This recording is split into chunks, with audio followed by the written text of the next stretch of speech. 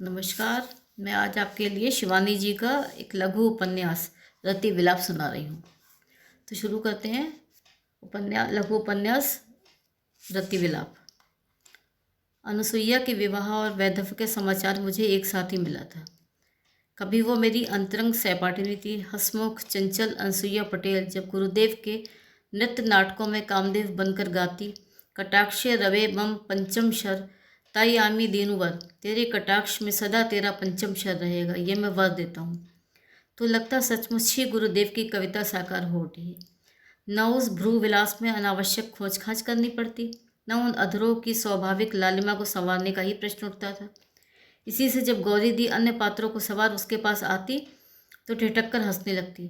तो के आबार सजावो की रे, सबे तो भगवान शेर दिए छेन, तुझे अब क्या सजाऊं री, भगवान ने सब सज्जा पूरी करके ही तुझे भेजा है। लड़की में सचमुच ही किसी शाप भ्रष्ट गंधर्व कन्या की सी देवदत्त प्रतिभा थी। फिर एक दिन अचानक ही पिता की बीमारी का तार पाकर अहमदाबाद गई और लौटी ही नहीं। बहुत दिनों बाद उसका एक लंबा पत्र आया था। पिता की मृत्यु के पश्चात अब उसका आश्रम आना असंभव था। मातृहीन छोटे भाई का भार उसके कंधों पर जिस आकस्मिक वेग से आ गिरा था, उसके लिए वो प्रस्तुत नहीं थी। किंतु पिता का विस्तृत व्यापार अब उसे ही संभालना था। अब गुरुदेव को अपनी नृत्य नाटिका के लिए दूसरा कामदेव ढूंढना होगा। मैं अब शायद कभी तुम लोगों को देख भी नहीं पाऊंगी, उसने लिखा था। तो हमारी मित्र मंडली ने कई दिनों तक अपनी उस रस प्रिया सखी का मातम मनाया था। फिर वर्षों तक मुझे उसका कोई समाचार नहीं मिला। वो शायद अपने पिता के कारोबार में डूब गई थी और मैं अपनी गृहस्थी में। सहसा 25 वर्ष बाद मेरी वो खोई सखी मुझे कैसरबाग में दशहरी और लंगड़ा आमों के ढेरियों के बीच खड़ी मिल गई। पहले कुछ क्षणों तक मैं उसे अविश्वास से देखती रह गई। एक हाथ में पुष्ट स्वस्थ लंगड़ा आम लिए वो उतने ही पुष्ट बदशक्ल कुंजड़े से उसका मोल भाव कर रही थी। न खरीदने वाला दब रहा था, न बेचने वाला। सांप नेवले से आमने सामने तने दोनों ही शायद समझ गए थे कि सौदे के विक्रय विक्रय में कोई किसी को ठग नहीं सकता। अजी, हम क्या कैसरबाग आज पहली बार आई हैं? ठीक दाम बोलो। वो परिचित होने पर भी अपरिचित सा लग रहा कंठस्वर मेरे विस्मृति के नासुर को कुरेद गया। रविंद्र संगीत में वो अपने कंठ का मधु घोलने वाली कोकिला को क्या क्रूर काल ने गला मरोड़कर ऐसी निर्ममता से मार दिया था। उधर हर दिल अजीज शाही लंगड़े के मालिक ने लपक कर उसके हाथ से आम छीन बड़े लाड़ दुल्हा से पोंछ फिर डाली में ऐसे सजा दिया जैसे अबोध शिशु को किसी सिरफिरे के हाथ से छीन माँ की गोद में रख दिया हो। मुनमुनाती अनसुईया पटेल दूसरे फल वाले की ओर मुड़ी तो मुझे दूसरा धक्का लगा। कहाँ गई वो नागिन सी भुई लौटती कबरी? किसी टूटी फूटी कब्र पर उगाई छितरी धूप सी विरल केश राशि एक रबर बैंड में बंधी थी। इससे पहले कि वो दूसरे आम वाले से उलझ एकदम ही बदल गए अपने कंठ स्वर का भाला मुझे मारती, मैंने उसके कंधे पर हाथ धर दिया और उसके हाथ के बैग सहित उसे एक कोने में खींच ले गई। कितनी बदल गई हो तुम अनुसुईया पटेल, मैंने उसका हाथ सहलाया और विस्मृति के गहन अंधकार में उन अराल उंगलियों को टटोलने लगी जिनसे मेरा परिचय था। अनुसुईया पटेल नहीं, अब अनुसुईया कपाड़िया हूँ मैं, उसने हंसकर कहा तो मैं चौंकी। फिर मेरी हाथ पर दृष्टि को देखकर उसने स्थिति स्पष्ट कर दी। वैसे अब इस नाम का भी कोई महत्व नहीं रहा। चाहने पर भी अपने मेडन नाम के टहनी पर फिर फुदक सकती हूँ, पर अब इन टूटे डैनों में दम नहीं है बहन। मतलब? मैंने पूछा, तेरी शादी कब हुई, खबर भी नहीं दी तूने? तूने ही कौन सी खबर दी? इस बार स्वयं मेरा ही उपालंब बूमरैंग के वेग से मुझे धराशायी कर गया। बात तो एकदम ठीक ही कह रही थी, दोनों ही के पास तो एक दूसरे का पता ठिकाना धरा था। ये भी संसार का कैसा विचित्र नियम है कि जिन जिन मित्र प्रतिवेशनियों का नैकट्य उन्हें हमारे लिए कभी आत्मियों से भी अधिक आत्मीय बना देता है, बिछुड़ जाने पर हम फिर उन्हें तेजी से भुला ही बैठते हैं। नया परिवेश, नई मैत्री पाकर मानव का स्वार्थी स्वभाव उसके अतीत की सुखद से सुखद स्मृतियों को भी बड़ी निर्मम हृदयहीनता से धो पोछ कर बहा देता है। कभी इसी अनुसुईया पटेल के ग्रीष्मावकाश का विछोह भी मुझे असह्य लगता था, और फिर 25 वर्षों के लंबे अंतराल के बीच कभी भूलकर भी मैंने उसे याद नहीं किया। मैं एक पल को उसके उपालंब का कोई उत्तर दिए बिना ही सिर झुकाए खड़ी रह गई। फिर वही हंसकर मेरे प्रश्न का उत्तर देने लगी। नए नाम का कोई महत्व नहीं रहा, ये इसलिए कह रही हूँ कि जिसने वो नया नाम दिया था वो नहीं रहा। अब न मायका ही बचा है न ससुराल, इसी से तो आज़ाद घूम रही हूँ। क्यों, तेरा भाई मगन? मैंने पूछा। ओह मगन, वो तो बहुत पहले ही जर्मनी चला गया था। एक जर्मन लड़की से विवाह कर वहीं बस गया है। सुना मेरी जर्मन भाभी दहेज में 3-3 रेडीमेड भतीजियाँ लाई है मेरे लिए। वो फिर हंसी। तू यहाँ कब से है? मैं अपना कौतूहल रोक ही नहीं पा रही थी। अरे मैं यहाँ क्यों होने लगी, मैं तो बम्बई में हूँ। वहाँ साड़ियों का बिजनेस करती हूँ। लखनऊ से चिकन, बनारस से बनारसी, दक्षिण से टेम्पल साड़ियाँ लेने प्रायः ही देश भ्रमण करती रहती हूँ। बम्बई पहुँच उद्योगपतियों की विराट काय सेठानियों को इन्हीं साड़ियों को चौगुने दाम में बेच बाच कर साल भर चैन की बंसी बजाती हूँ, समझी? वो तो सोचा आज क्यों ना चलते चलते एक झुआ लंगड़ा आम लेती चलूँ। चलो अच्छा ही हुआ। आज यहाँ ना आती तो तू कहाँ मिलती मुझे। सामान स्टेशन पर ही छोड़ आई हूँ। तब चल तेरा सामान ले आए, अब आज तुझे नहीं जाने दूंगी। मैंने उसका हाथ पकड़कर कहा। कैसी बातें करती है पगली? उसका स्वर अचानक ही बुझ गया। मुझे आज ही जाना होगा। कुछ साड़ियाँ परसों अमेरिकन एम्बेसी भेजनी है। उधर रूस में रामलीला हो रही है। सीता स्वयंवर के लिए एक भारी साड़ी का ऑर्डर मिला है, उसे भी परसों भेजना है। चल कहीं एकांत में बैठकर चाय पी जाए। अचानक उसके क्लांत स्वर में 25 वर्ष पूर्व का वही किशोर सुलभ उत्साह गूंज उठा, जब वो मुझे आश्रम के कालू की प्रसिद्ध दुकान पर चाय पीने को आमंत्रित करती थी। मैं उसे जहाँ ले गई वहाँ चाय तो खूब अच्छी मिली, पर एकांत नहीं जुटा। फिर हम दोनों अमीनाबाद के शिव मंदिर के शीतल ओसारे में बैठ गई। 12 बजे मंदिर के पट बंद हो जाते थे, इसी से वहाँ तब दर्शनार्थियों की भीड़ नहीं थी। आसपास खड़े लूले लंगड़े अंधे भिखारियों को भी असह तपती दोपहरी ने दूर झाड़ी झुरमुटों की छाया में खदेड़ दिया था। वहीं अनसुईया पटेल ने मुझे अपनी विचित्र कहानी सुनाई थी। पिता की मृत्यु के पश्चात उसके मामा की सहायता से अपना कारोबार संभाल लिया, किंतु व्यवहार कुशल संसारी मामा ने भांजी की समृद्धि से नहर काट अपनी बगिया सींचने में भी कम तत्परता नहीं दिखाई। अनसुईया कुछ कुछ समझने लगी थी कि मामा ने उसका विवाह अपने एक समृद्ध मित्र के अकर्मण्य पुत्र से कर दिया।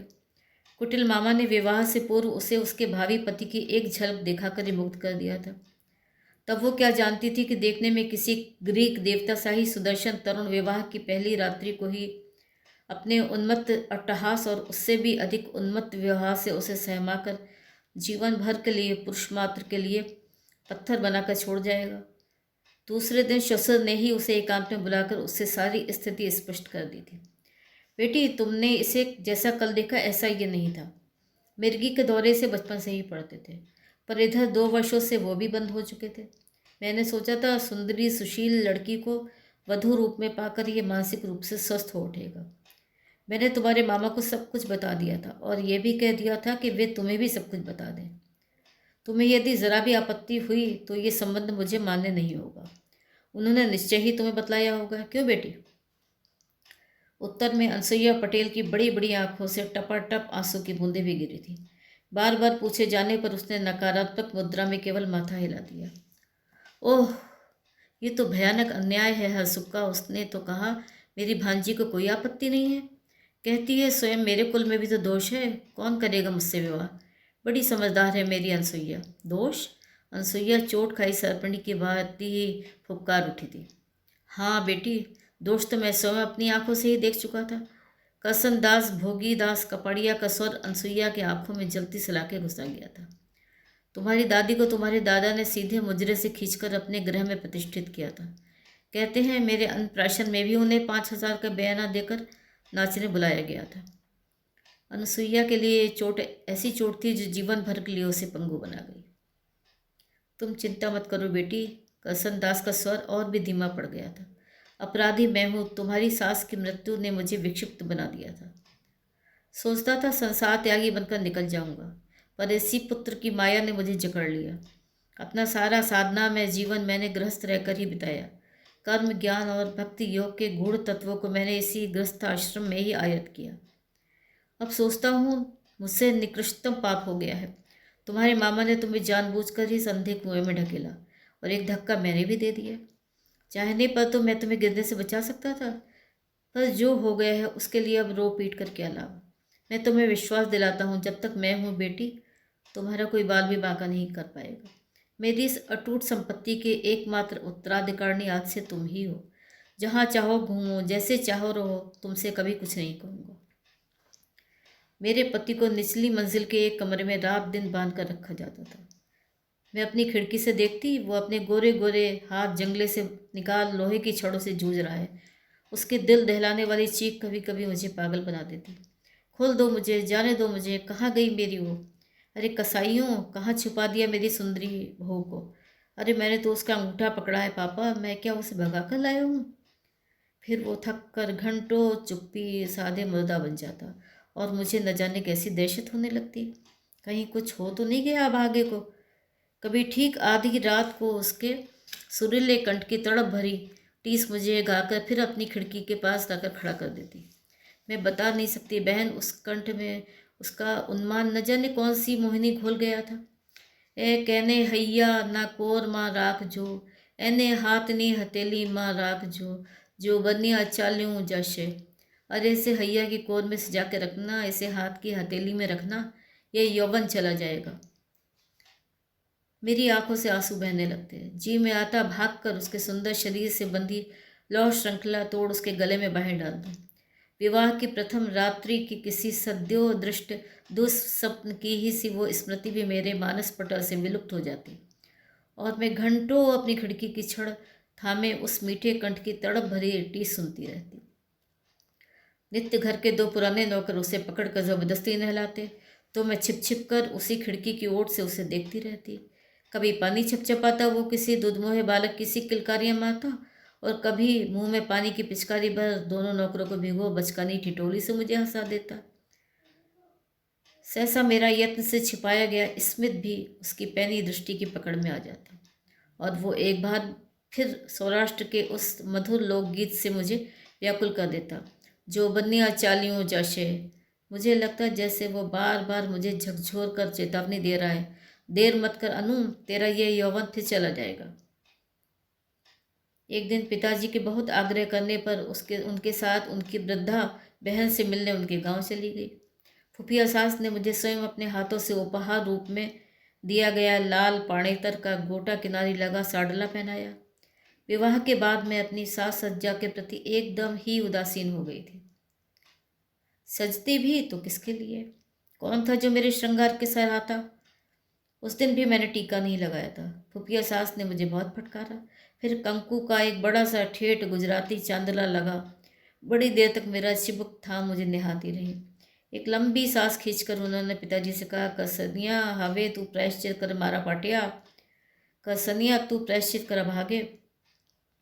न जाने कैसी उदासी में डूबे हम दोनों लौटे तो दुर्भाग्य मुँह बाएं हमारी प्रतीक्षा कर रहा था। बरामदे में पहुंचते ही मेरा रक्त जम गया। पानी के बड़े से बाल्टे से पानी निकालता और नौकरों को भिगोता मेरा उन्मत्त पति नहा रहा था। अब सोचती हूँ कितनी मूर्ख थी मैं। तब तक उसने मुझे नहीं देखा था। यदि मैं उसी क्षण भाग जाती तो क्या मेरा उतना बड़ा सर्वनाश हो पाता? किंतु विधि का लिखा तो मुझे कठपुतली सा ही नचा रहा था। मैं उसे एकटक देख रही थी। दूर से जिस गौरांग की देह छटा ने मुझे आकृष्ट किया था, उन निकट से मुझे उस दिन तन मन की सुधि भी बिसरा गई। मेरे दोनों पैर जैसे किसी ने कील ठोककर पृथ्वी पर गाड़ दिए थे। कितना गोरा था वो और कैसी तीखी नाक थी। भीगे बालों का गुच्छा उसके शुभ्र ललाट पर कैसे चिपक कर रह गया था। अचानक उसकी दृष्टि मुझ पर पड़ी और पल भर के लिए उन रस भरी शरबती आंखों का उन्माद विलुप्त हो गया। मत्त गयंद की भांति वो चीत्कार मारकर उठा। दोनों तगड़े अनुचरों को उसने धक्का मारकर गिरा दिया और मेरी ओर भागा। इससे पहले कि मेरे हक्का बक्का रह गए ससुर जी मुझे बचाते, वो फूल की भांति मुझे गोद में उठाकर छत की ओर भागा। उस स्पर्श में कहीं भी कठोरता नहीं थी बहन, कहीं नहीं। कितना सुहाग, कितना लाड़ दुलार था उस स्पर्श में। होठों ही होठों में वो न जाने क्या बड़बड़ाता सीढ़ियाँ फांदता चला जा रहा था। छत के एकांत में उसने मेरे भय से थरथराते अधरों पर अपने अधर रखे ही थे कि पिताजी गरजे, छोड़ उसे नीचे रख। क्रोध और भय से उनकी देह थरथरा रही थी, क्योंकि अब उनका पुत्र मुझे गोद में ही लिए छत की ऊंची मुंडेर पर चढ़ गया था। सुना नहीं तूने विक्रम? पहली बार मैंने ससुर के उग्र तेज स्वभाव को देखा। उतार उसे नीचे। और अगर इसे लिए ही नीचे कूद जाऊं तब? एक पल को मैंने उसके उस विवेकहीन विक्षिप्त स्मित को कनखियों से देखा और भय से आंखें मूंद ली। किसी शाखा में रखी भांति अब वो मुझे छाती से चिपटाए छत की सबसे तीखी मुंडेर पर खड़ा अपने पिता को चिढ़ा रहा था। उनके पीछे खड़ी विवश नौकरों की लंबी कतार। एक पल को मेरी आंखें फिर खुली। मुंडेर के से नीचे की घातक गहराई को देखते ही मैंने आसन्न मृत्यु को निश्चित मानकर स्वीकार कर लिया। मेरी आंखें बंद थीं। बीच बीच में हांफते उत्तेजित पति की नग्न लोमश छाती का स्पर्श मेरे कपोलों को सहलाता मुझे भयजनित मूर्छा में क्रमशः डुबोता चला जा रहा था। अच्छा तो पिताजी, मैं ये कूदा। मैंने एक क्षण को उसे जकड़ लिया, फिर सब स्वप्न की भांति घटित हो गया। पिताजी ने लपक कर मुझे छीना और नौकरों की सम्मिलित चीख मुझे जिब्ह करती चली गई। बहन, पिताजी ने बहू को तो बचा लिया किंतु बेटे को खो दिया। मुझे छीनने में अनजाने में ही उनसे धक्का लग गया और उससे उसके पुत्र की एक एक हड्डी को चूरा बना गया। मृत्यु तत्काल हो गई थी, किंतु शहर भर के डॉक्टरों ने निर्जीव देह को खटखटाने में कोई कसर नहीं छोड़ी। पुत्र की बलि देकर ही मुझे बचा पाया था, उससे मैं अब कही क्या सकती थी। कई दिनों तक आत्मीय स्वजनों का तांता सा लगा रहा। फिर हमारी विशाल अट्टालिका में वैसी ही मनहूस निस्तब्धता छा गई जैसी किसी भयानक तूफान के बाद समुद्र तट पर छा जाती है। मामा मामी खबर पाते ही हवाई जहाज से उड़कर मेरे घायल चित्त की मरहम पट्टी करने पहुंच गए। पिताजी की उपस्थिति में ही मामा मामी अपने साथ सूरत ले जाने की जिद करने लगे तो मैं क्रोध से उबल पड़ी थी। न जाने क्या क्या कह बैठी थी उनसे। फिर पिताजी ने ही मुझे शांत कर दिया था। तुम निश्चय ही अनु को अपने साथ ले जा सकते हो हरसुख, मेरा अब इस पर कोई अधिकार नहीं रहा। उनका संयत कंठ एक क्षण को रुंध गया था। अनु बेटी, तुम अपने मामा जी के साथ जाना चाहो तो आज ही जा सकती हो। तुम्हारा हाथ खर्च नियमित रूप से तुम्हारे पास पहुंच जाएगा। उत्तर में मैंने मामा को जिस आग्नेय दृष्टि से घूरा था उसके पश्चात कुछ कहने सुनने को नहीं बचा था। बेचारे सक पकाकर उसी दिन बोरिया बिस्तरा लपेट कर चले गए थे। कुछ दिन फिर उसे नीरस दिनचर्या में बीत गए। एक दिन पिताजी ने मुझे अपने कमरे में बुला भेजा। अनु बेटी, मैंने तुम्हें एक विशेष प्रयोजन से बुलाया है, बैठो अनु। मैं उनके पैरों के पास धरे मोढ़े पर ही बैठ गई। जैसे जैसे दिन बीत रहे अनु, मेरा शोक मेरे कलेजे पर एक गुरुतम शिला बनता मेरा दम घोटता जा रहा है। इस कमरे को देख रही हो ना, जहाँ तुम बैठी हो वहीं ये मोढ़ा डालकर कभी तुम्हारी सास बैठा करती थी। इसी वायव्य कोने में तुम्हारे पति ने जन्म लिया था। उस सामने वाले कमरे में उसका चूड़ा कर्म हुआ था। जनेऊ के लिए हमसे वे निवास नहीं ले गए थे। उस शोकेस में आज भी उसके बाल्यकाल के निर्जीव खिलौने उसी तरह सजे हैं। उस कांच के शीशे में तुम्हारी सास जो पहली बार उतरे रेशमी केश के गुच्छों को सजा गई थी, उन्हें लाख चेष्टा करने पर भी मैं उसके फूलों के साथ गंगा में प्रवाहित नहीं कर पाया। ऊपर धरे सूटकेस में अभी उसके स्कूल के ब्लेजर, कलम, दर्जनों कमीज़ें उसी सलीके से धरी हैं जैसे उसकी माँ संवार गई थी। कहीं पढ़ा था कि मनुष्य कभी किसी बीमारी से नहीं मरता है अतीत की स्मृतियों के बोझ से। रात को उसकी स्मृति के यही निर्जीव अवशेष अतृप्त प्रेतात्माओं की ही निष्ठुरता से मेरा कलेजा रोनने लगते हैं। यदि मैं अब और यहाँ रहा तो पुत्र की ही भांति शायद उसकी लौह श्रृंखलाएं एक दिन मुझे भी जकड़ लेंगी। इसी से मैंने निश्चय किया है बेटी, हम इन स्मृतियों के मुर्दा अजायब घर को बेच बाच कहीं दूर चल देंगे। कैसी बात करते हैं आप पिताजी? मैं उनके उस अप्रत्याशित प्रस्ताव से बुरी तरह कांप उठी थी। कुछ ही महीनों की परिचिता उस मनहूस हवेली के प्रति मेरा मोह आज भी वैसा ही बना रह गया है।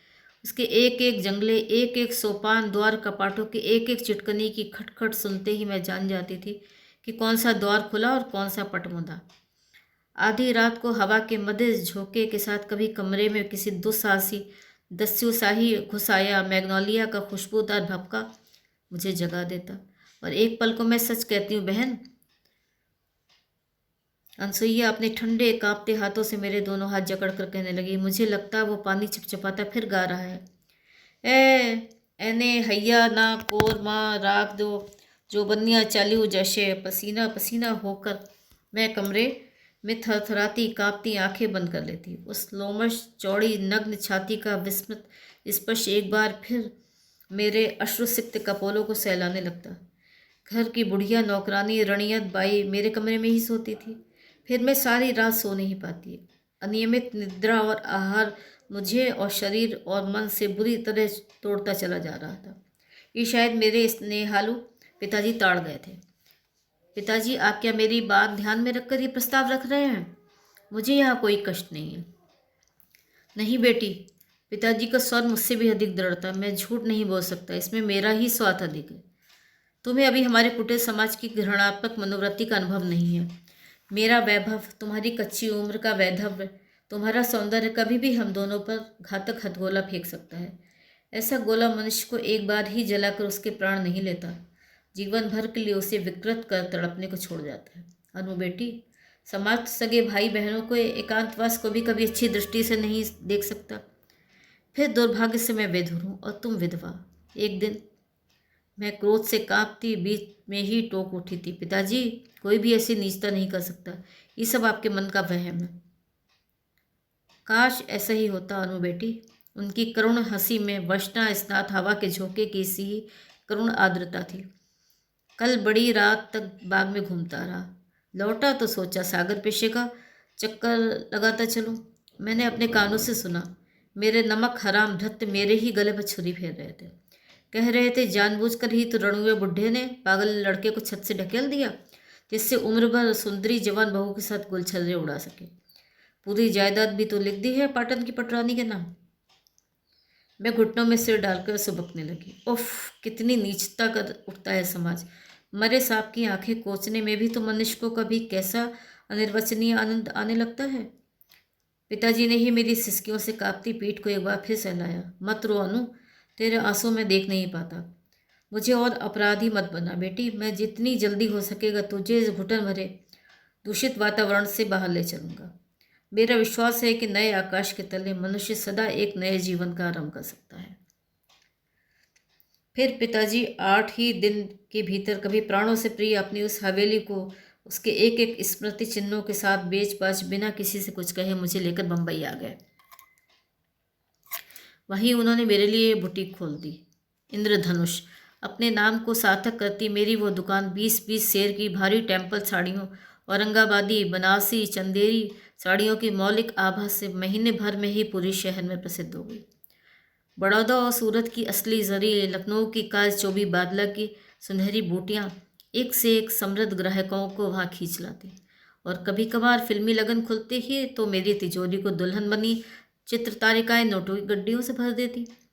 अपने सद्य वैधव्य दग्ध चित्त की जलन में अपने नए व्यवसाय की ख्याति के बीच प्रायः भूलने लगी थी। दुकान का सारा काम मैं ही संभालती थी। उधर घर का मोर्चा संभालते थे पिताजी, जो आज तक एकांत सेवा और योग साधना में निरत थे। उनके लिए एक नया अनुभव था। मुझे कभी कभी बड़ा दुख भी होता और मैं कभी कहती, पिताजी अपने रहते आपको ये सब करते देखती हूँ तो बड़ी ग्लानि होती है।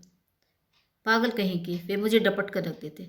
मेरे गुरुदेव ने कहा था, बेटा निस्वार्थ रूप से जनसेवा को ही अपने जीवन का लक्ष्य बनाए रखना।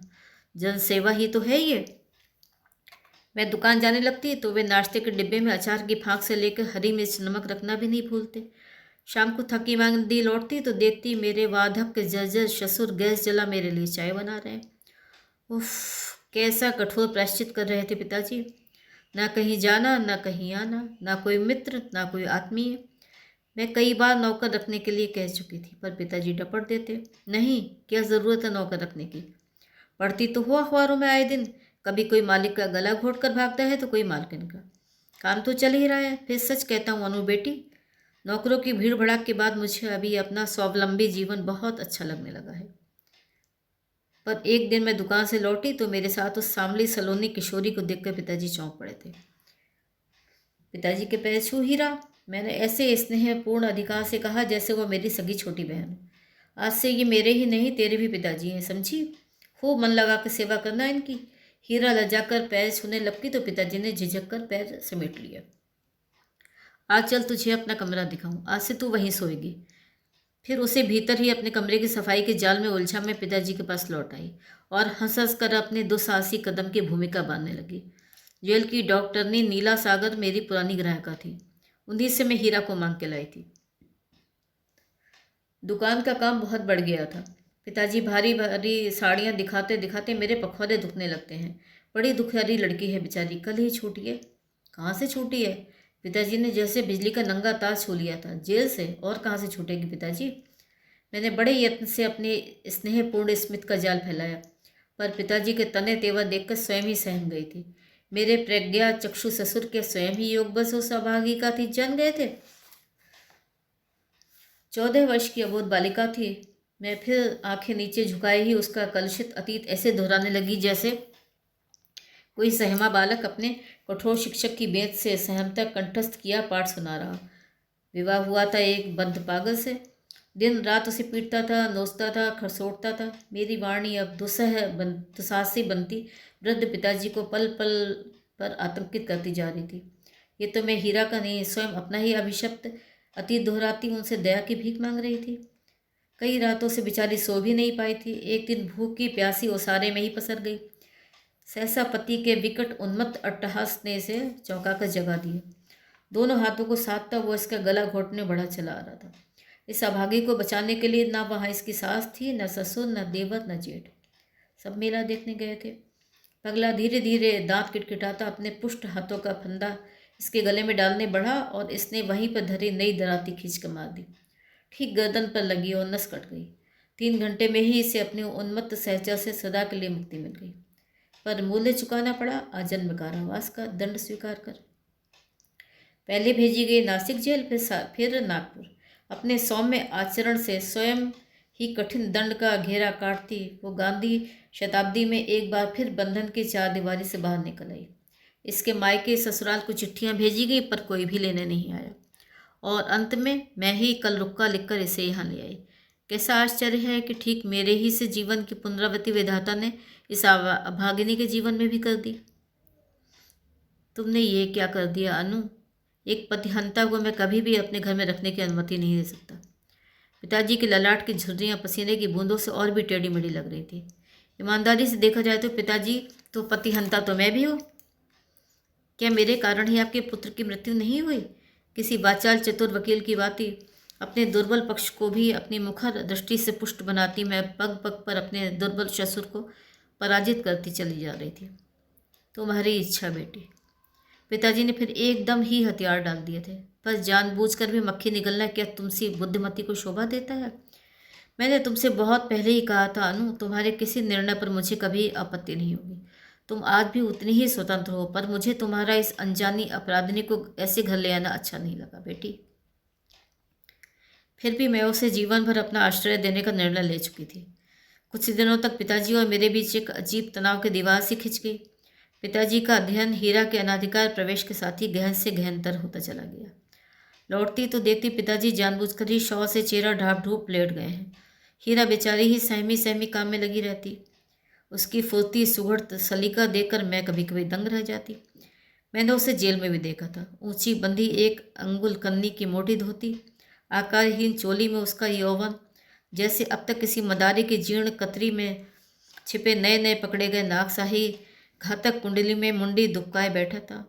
मुक्त होते ही अब वो फन उठाए किसी दुस्साहसी दर्शक को सहमा सकता था। फिर तो उस बित्ते भर की छोकरी ने नए परिवेश के नए लड़कों की ग्रहण करने में जैसी तत्परता दिखाई वो शायद कोई सीखी पड़ी मॉडल भी नहीं दिखा सकती थी। मेरी बुटीक आधुनिका श्रृंगारकाओं की प्रिय क्रीड़ा स्थली थी। आए दिन वहाँ बम्बई की उर्वशियों का मेला से जुटता। उनकी नई से नई वेशभूषा, चाल ढाल, हंसी कटाक्ष हीरा देखते ही देखते अपनी विलक्षण स्मृति के कीलक से गाड़ कर रख देती, और उसकी सुरुचि की आश्चर्यजनक प्रगति मुझे स्तब्ध कर उठती। कभी कभी वो मेरे साथ दुकान चलने को तैयार होकर आती तो मैं सच कहती हूँ बहन, एक विचित्र सी हीन भावना मुझे पलवर को खिन्न कर जाती। न सूरत न शक्ल, पर फिर भी लापरवाही से उसकी आंचल की स्मध्वजा सी फहराने की भंगिमा, परिपाटी से बांधा गया जूड़ा, जूड़े पर लगा बेले का दक्षिणी गजरा, सुडौल मराल ग्रीवा में काले डोर से बंधी सोने की तबेजिया, छंदमयी गति और बंकिम स्मित देखकर कोई भी नहीं कह सकता था कि 4 महीने पूर्व वो समाज परित्यक्ता किसी भयानक बिरादरी की सदस्य रही होगी। मेरी ग्राहकाओं में से कोई उसके सुडौल चिबुक पर गुदे गोदने पर मुग्ध थी, तो कोई उसके उजले दांतों की चमक पर। बालों के छल्ले सजाने में वो चतुरा चिलबिली किसी भी प्रसिद्ध डिपार्टमेंटल स्टोर के सीधे पड़े सेल्समैन को चूक चटा सकती थी। मेरी ग्राहकों में सब सुंदरी षोडशियाँ ही आती थी, ऐसी बात नहीं थी। कभी कभी धन कुबेर सेठों की ऐसी ऐसी कर्द विराट काया सेठानियाँ आ टपकती कि मेरी बुटीक की सबसे साड़ी भी उनके अंग से लगते ही म्लान हुआ थी। बार बार जब उन्हें दर्पण दिखा, उन्हें रिझाने की मेरी चेष्टा व्यर्थ हो जाती और दुशासन के खींचे गए चीर की भांति साड़ियों का अशेष अंबार लगा मैं पूरी तरह हाँफने लगती, तो हीरा लपक कर पल भर में विषम स्थिति संभाल लेती। देखिए भाई साहब, वो हंसकर कहती, क्या गजब का कंट्रास्ट है और क्या बढ़िया आंचल। फिर वो चपला श्यामा एक शोक साड़ी के पल्लू से अपनी सुराहीदार ग्रीवा लपेट अपने उजले दांतों की विद्युत छटा से खरीदने वाले को मोह लेती। मेरी बुद्धि में तो ये सूझी आ नहीं थी। उस उन भीमोदरा सेठानियों के 42 इंची कटियों में साड़ी लपेटती तो यही लगता कि किसी मर्सिडीज ट्रक को साड़ी में लपेट रही हूँ। मैं तो सांवली हूँ। फिर वो दुष्टा काउंटर से अपना तुर्क का अंतिम पत्ता फेंक सौदा पटा लेती। आप तो इतनी गोरी है मेम साहब, आप पर तो ये रंग और फबेगा। और जब संतुष्ट ग्राहिका दामी पैकेट सहित विदा होती तो वो मेरी ओर देखकर गर्वोल्लास से मुस्कुराती। आपको अभी सौदा नहीं करना आता अनुबेन? ऐसी ऐसी भैंसें साड़ी खरीदने आए तो उन्हें ऐसी साड़ी लपेट कर दर्पण मत दिखाए।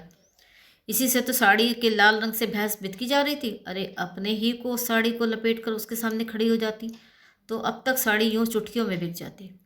उसने हंसकर चुटकी बजाई और फिर मशीनी गति से उलझी साड़ियों की गट्ठी को बड़े धैर्य से सुलझा सुलझा कर तहाने लगी। हीरा धीरे धीरे मेरे नीरस जीवन का एक सरस अंग बनती जा रही थी। पहले मेरे नाश्तेदान के आयोजन में एक नीरस औपचारिकता का ही अस्तित्व रहता था। कभी सैंडविच, कभी पराठे सब्जी और एकादशी के दिन तो केवल फलाहार। पर जब से मेरी नवीन सेविका आई, वो उसी नाश्तेदान में ऐसे ऐसे स्वादिष्ट व्यंजन भरकर लाने लगी कि वर्षों बाद मेरी अब तक अवश्य पड़ी सात्विक की उदासीन जिह्वा भी चटकारे लेने लगी। ईरानी होटल के पीछे एक भैया चाट का खोमचा लगाता है अनुबेन, क्या बढ़िया पानी के बताशे बनाता है, कहिए दो भाग कर ले आऊँ। प्रस्ताव के साथ ही उसकी शरबती आंखें पानी के बताशों के ही चटपटे रस की छलक से छलकने लगती। मैंने उसे संदेह से घूरा, क्यों रे हीरा, तू इस चाट वाले को कहाँ से जानने लगी? जब से मेरे साथ आई है मैंने तो तुझे आंखों की पलकों में मूंद कर ही रखा है, फिर ये भैया तुझे कहाँ मिल गया? ओ अनुबैन, वो गर्दन पीछे फेंक खिलखिलाकर हंस उठी।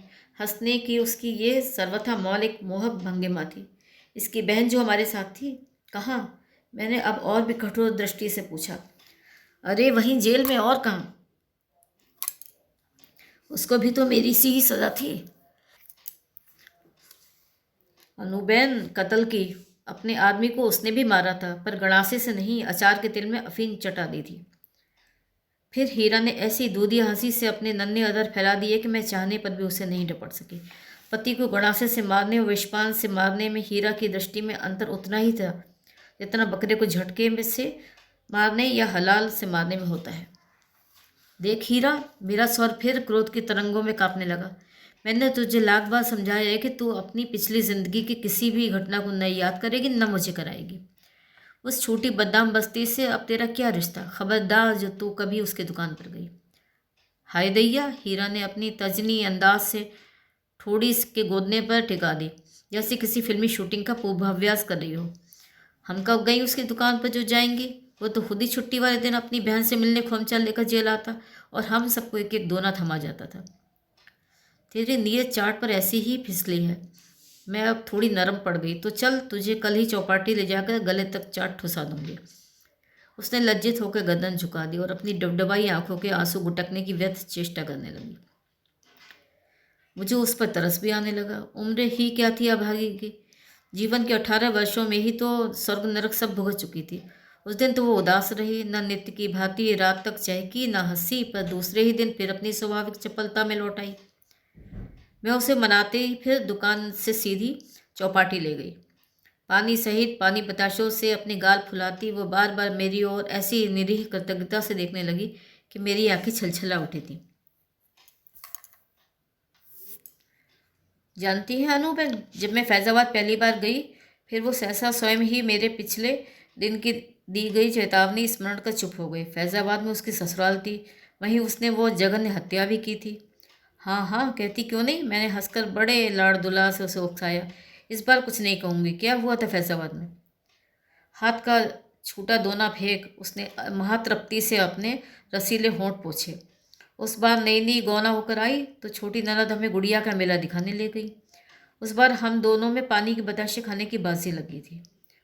और तूने ननद को हरा दिया था, क्यों? मैंने हंसकर कहा, हाय दैया, आपसे किसने कहा? उसके चिबुकांकित त्रिकोणी गोदने में अटकी बताशे की एक चूर कमल पत्र पर टलटल हिलते जल बिंदु की ही भांति मुझे मुग्ध कर उठी। आरंभ से अंत तक वो अभिनय कुशला नटने क्या अपने बहुरूपी व्यक्तित्व से मुझे छलती ही रही? क्यों उसके हृदय की मलिनता की एक भी कुटिल रेखा उसके चिकने चुपड़े चेहरे पर नहीं उभरी? जाने के दिन तक शरबती मस्त आंखों में माँ के गोद की किलकती शिशु की सी ही निर्दोष चावनी मुझे निरंतर मोह बनाती रही बहन। तो ये थी कहानी रति विलाप का पहला भाग, और अब शेष अगले भाग में।